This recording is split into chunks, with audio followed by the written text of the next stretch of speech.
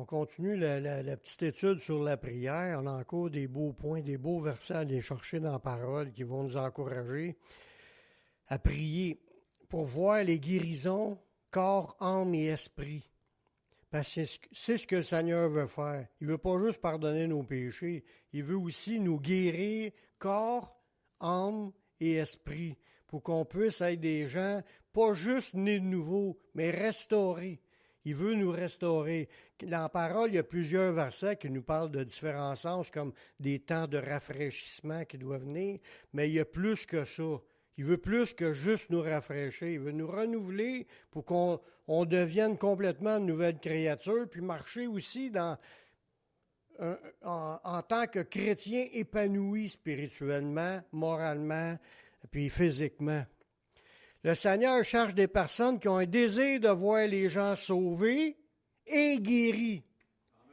Parce que c'est aussi dans le plan de Dieu de guérir les gens. Le Seigneur veut guérir spirituellement et physiquement. Parce que quand on vient au Seigneur, on est complètement démoli. Hein?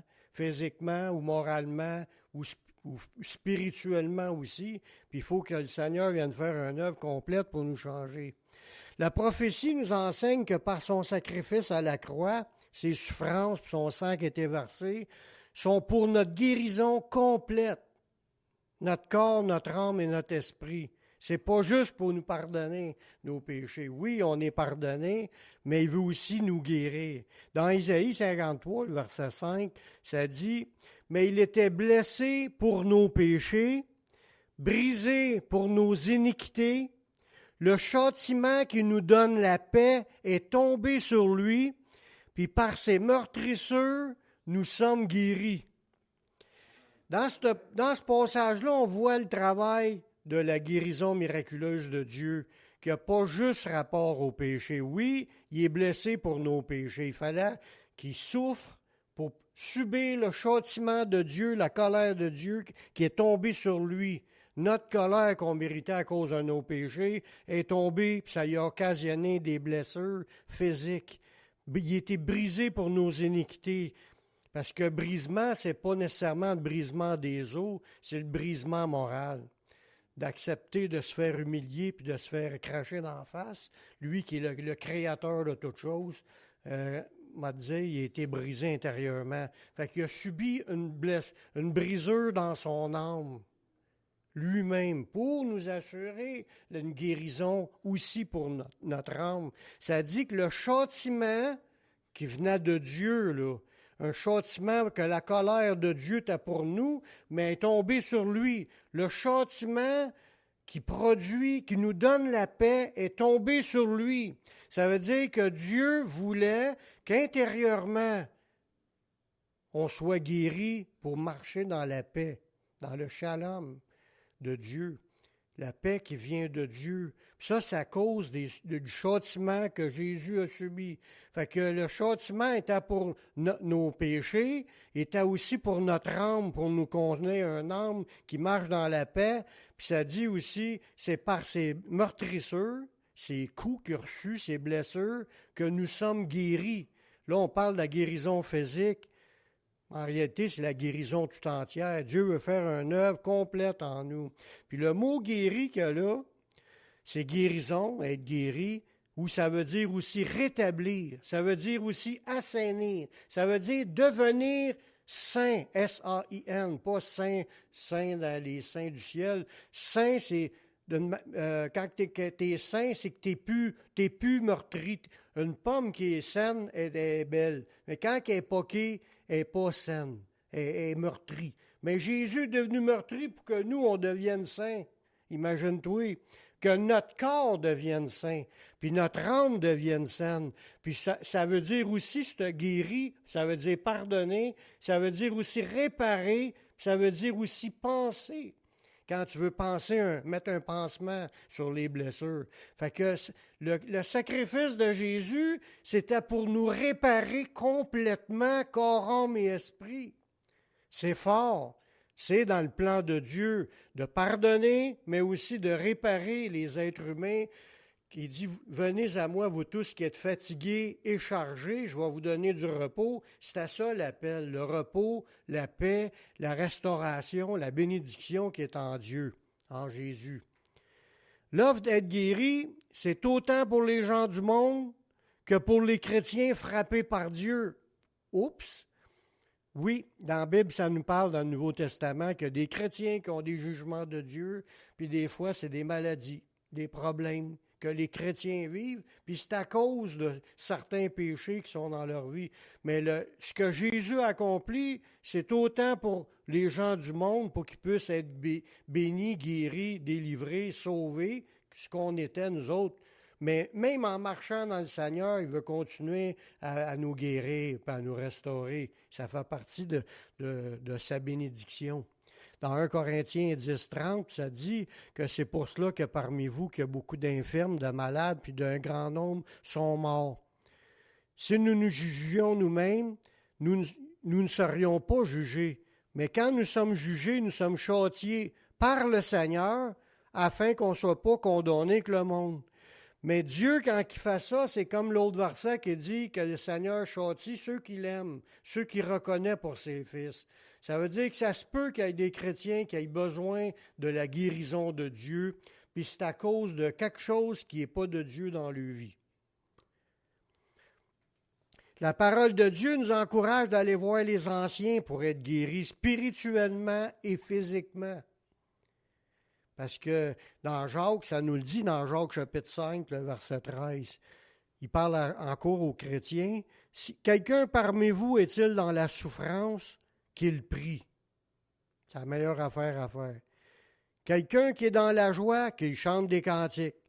Quelqu'un parmi vous est-il malade, mais qu'il appelle les anciens de l'Église, puis que les anciens prient pour lui en loignant d'huile au nom du Seigneur. La prière de la foi sauvera le malade, puis le Seigneur le relèvera. Puis s'il a commis des péchés, il sera pardonné. Ça veut dire, c'est pas sûr qu'il en a commis, mais le fait d'aller faire prier pour lui, il peut même recevoir des pardons de péchés des chrétiens, là. Il dit, confessez donc les péchés les uns aux autres et priez les uns pour les autres, afin que vous soyez guéris. On voit aussi la guérison ici. C'est le Seigneur sauve le malade, il le guérit, puis il pardonne ses péchés, puis il relève la personne. Tout ça, c'est mentionné dans ce verset-là. Ça veut dire, souvent on prie, Seigneur, pardonne-moi mes péchés. Oui, il veut le faire. Puis il le fait, mais il veut aussi restaurer. Il veut aussi guérir.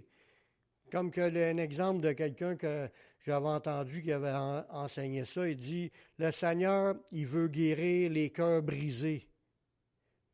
Parce que ça le dit, il est venu pour guérir ceux qui ont le cœur brisé. Ça dit, l'Esprit du Seigneur est sur moi parce qu'il m'a oint. Puis une des phrases, il dit guérir le cœur brisé, mais il faut qu'il y amène les morceaux. Si on ne prie pas pour avoir une guérison dans notre cœur, on ne l'aura pas. Mais le Seigneur veut aussi guérir notre cœur, veut aussi guérir notre âme, comme le chant qu'on a chanté, « Guéris mon âme ». Guérir notre âme, ça fait partie du plan de Dieu. Guérir notre âme, guérir notre corps, nous restaurer, nous rebâtir, nous relever. Dans l'Ancien Testament, dans Job, il y a un enseignement sur justement ce qui est. On va voir un exemple de quelqu'un qui a reçu une maladie, des souffrances. On va voir le travail d'un intercesseur envers cette personne-là, puis comment est-ce que Dieu lui dit qu'il relève la personne une fois qu'elle a été guérie. Dans Job au chapitre 33, le verset 19. Ça, on va voir là-dedans, c'est une manière que Dieu opère des guérisons dans les pécheurs. Puis ça, quand je dis pécheurs, là, c'est autant chrétiens que non chrétiens. Parce que des fois, on pense aux autres, mais c'est aussi pour nous. Pour beaucoup de personnes, leurs maladies sont en lien direct avec leurs péchés. Je ne te dis pas tout le monde, mais il y en a.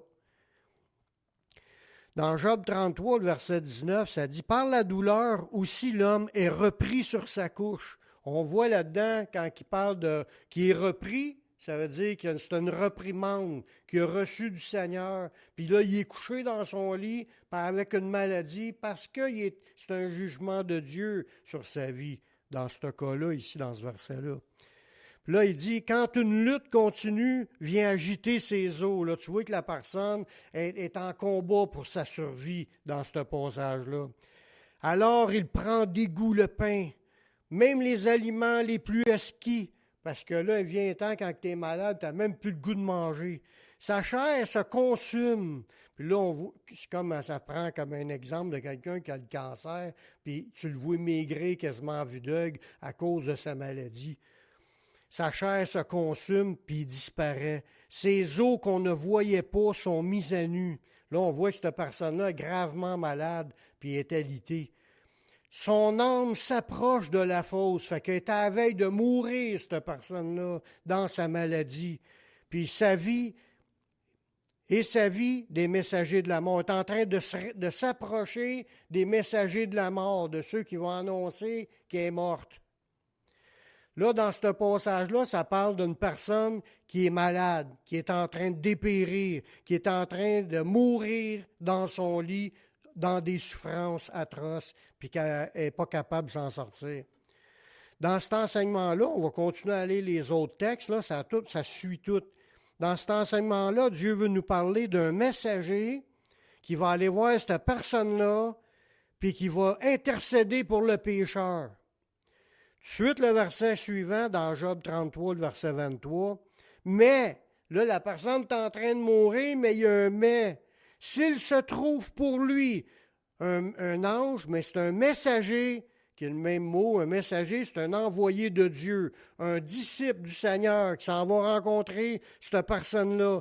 C'est un messager, pas n'importe lequel, c'est un messager intercesseur qui va aller voir ce malade-là. Puis on l'a parlé qu'on est tous des sacrificateurs, puis notre mission, c'est d'intercéder pour les gens qui sont dans le monde. Il dit, s'il se trouve un messager intercesseur, un entre les 1000, qui annonce à l'homme la voie qu'il doit suivre. C'est quelqu'un qui connaît le message de Dieu, puis est capable de transmettre le message qui vient de Dieu pour ce malade-là. Si ce gars-là va aller rencontrer le malade, puis il va aller intercéder pour lui, en lui expliquant la voie du salut. Il annonce à l'homme la voie qu'il doit suivre. On continue. La rançon, on va voir dans le prochain verset, que cet intercesseur-là va expliquer à l'homme qu'il y a une rançon qui a été payée pour qu'on puisse être guéri. Puis cette rançon-là, c'est Jésus, c'est Yeshua, son sacrifice. Il a payé le prix, il a payé la rançon pour qu'on puisse être guéri. Il dit que la rançon permet le pardon puis la restauration. C'est l'œuvre du salut accomplie par le Seigneur Yeshua. Dans le verset suivant, ça dit « Dieu a compassion de lui ». Puis Dieu dit à l'ange, au messager, « Délivre-le afin qu'il ne descende pas dans la fosse, j'ai trouvé une rançon. » Ça veut dire que là, il est en train Dieu donne le message à ce gars-là, « Délivre-le, prends autorité dans le nom de Jésus, guéris-le, il y a une rançon, c'est le Messie qui est mort pour pardonner ses péchés. » Suite à la prière de l'intercesseur puis de ses explications, Dieu accorde le pardon, la guérison puis la restauration. On voit ça encore dans l'autre verset, dans Job 33, le verset 25. Ça dit « Et sa chair a plus de fraîcheur qu'au premier âge. » Ça veut dire que le gars est en train de guérir. Il a reçu sa guérison. Il revient au jour de sa jeunesse. Il rajeunit physiquement. C'est sûr que moralement, il doit aller mieux. Il adresse à Dieu sa prière, puis Dieu lui est propice. Il peut même s'approcher de Dieu pour exprimer une prière à Dieu, puis il lui laisse voir sa face avec joie. Dieu va le bénir en tournant son visage vers ce malade-là, parce que Dieu est venu le secourir. Puis là, il lui rend son innocence. Ça veut dire que Dieu il pardonne ses péchés à cette personne-là. Puis il purifie sa vie à cause de la rançon. Mais à cause qu'un ange intercesseur, un messager intercesseur qui est allé le rencontrer pour y expliquer la voie du salut. Par la suite, l'homme voit la bénédiction qu'il a reçue, puis il louera le Seigneur. Dans Job, encore le verset suivant, il chante devant les hommes et dit, puis là, on voit que le gars prend témoignage, puis il se met à chanter devant les hommes. Son témoignage, il va être fort et puissant pour parler aux gens de la bénédiction qu'il a reçue en Dieu, en Jésus. Il va dire, j'ai péché, j'ai violé la justice, j'ai pas été puni comme je le méritais. Dieu a délivré mon âme pour qu'elle n'entre pas dans la fosse et ma vie s'épanouit à la lumière. La guérison, la restauration, puis le gars est en train de vivre la nouvelle naissance. Il est béni par la présence de Dieu. Parce que Dieu a pitié de lui, Dieu a eu pitié de son âme, puis Dieu l'a épargné de sa colère, même s'il savait qu'il avait péché parce qu'il l'a confessé, mais Dieu a quand même dit à son messager, va y dire qu'il y a une rançon, puis qu'il peut être pardonné, puis guéri, puis restauré, puis sauvé, puis le gars après ça, il se met à rendre témoignage, puis à rendre gloire à Dieu. Le Seigneur le fait pour accomplir une autre parole de Dieu. Dans le psaume 37, le verset 23, « L'Éternel affermit les pas de l'homme. Il prend plaisir à sa voix. S'il tombe, il n'est pas terrassé, car l'Éternel lui prend la main. » Ça veut dire, on voit encore là-dedans la miséricorde de Dieu de venir nous chercher là où on est tombé pour nous relever puis nous faire marcher debout avec lui. C'est Dieu, il est miséricordieux, il est compatissant, puis il mérite toute la gloire. Parce qu'en réalité, c'est ce qu'il a fait avec nous, pas juste une fois. Régulièrement, on manque à notre devoir, puis on tombe, puis il nous relève, puis il nous pardonne, puis il nous donne des guérisons, puis il nous donne des bénédictions qu'on ne mérite pas. Il dit, à cause de nos péchés, on méritait la mort. Le salaire du péché, c'est la mort, mais le don gratuit de Dieu, c'est la vie éternelle en Jésus-Christ. La miséricorde de Dieu se reproduira plusieurs fois à cause de sa patience envers nous. Dans Job 33, 29, il dit, voilà tout ce que Dieu fait 2 fois, 3 fois avec l'homme, pour le ramener son âme de la fosse, pour l'éclairer de la lumière des vivants. Ça veut dire que Dieu fait ça à répétition, 2 fois, 3 fois, à ramener quelqu'un qui s'en allait vers la fosse, qui était comme condamné à mort, mais Dieu a pitié de son enfant ou de son disciple ou de quelqu'un, même d'une personne du monde qui a écouté le messager qui est venu lui expliquer qu'il y a une rançon qui a été payée, puis que là, tu peux être guéri, délivré, sauvé, restauré, puis cette personne-là va être relevée, puis ça va arriver plusieurs fois dans sa vie, puis comme nous, c'est arrivé plusieurs fois que Dieu nous a relevés. Merci Seigneur. Le Seigneur se plaît à pardonner et à bénir. Dans Lamentation 3, 22, ça c'est le dernier verset. Les bontés de l'Éternel ne sont pas épuisées. Ses compassions ne sont pas à leur terme. Elles se renouvellent chaque matin. Oh, que sa fidélité est grande! C'est vrai, Dieu est fidèle. L'Éternel est mon partage, dit mon âme. C'est pourquoi je veux espérer en lui. L'Éternel a de la bonté pour ceux qui espèrent en lui, pour l'âme qui le cherche. Il est bon d'attendre en silence le secours de l'Éternel. Parce que Dieu il est miséricordieux, puis tu l'attends en silence. On ne se plaint pas, on ne chionne pas, on ne critique pas, puis on ne parle pas contre les autres, puis on ne juge pas, puis on fait juste s'attendre à ce que Dieu nous répare, nous rétablisse, nous guérisse, nous relève, nous fortifie, nous pardonne, nous rend saints. Le Seigneur fait un appel, voulons-nous devenir des hommes de prière, de ces intercesseurs-là qui vont aller voir les gens, puis qui vont être porteur de cette bénédiction-là que Dieu va donner aux autres. Mais il faut entrer dans le combat, puis il faut développer une stratégie de prière. Puis c'est suggéré même de se faire une liste de requêtes, mais d'aller voir les gens, puis de d'expliquer, leur dire que Jésus a tout accompli pour qu'on puisse être pardonné. Amen.